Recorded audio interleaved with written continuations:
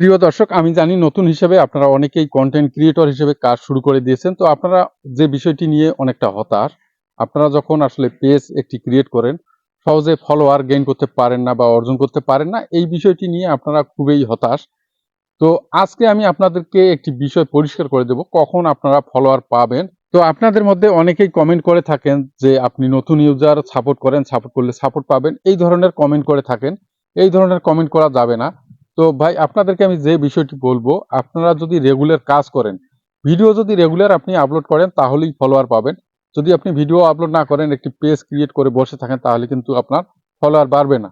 তো আপনাদেরকে যে বিষয়টি মাথায় রাখতে হবে, আপনাদেরকে নিয়মিত ভিডিও আপলোড করতে হবে। আর আপনার সেই ভিডিওগুলি যদি আপনার অডিয়েন্সের পছন্দ হয় বা তাদের ভালো লাগে, তাহলে কিন্তু তারা আপনাদের পেজটি ফলো দিয়ে রাখবে। এর জন্যই আপনাদেরকে আমি বলবো, নিয়মিত কাজ করাই হচ্ছে ফলোয়ার বাড়ানোর প্রধান উপায়।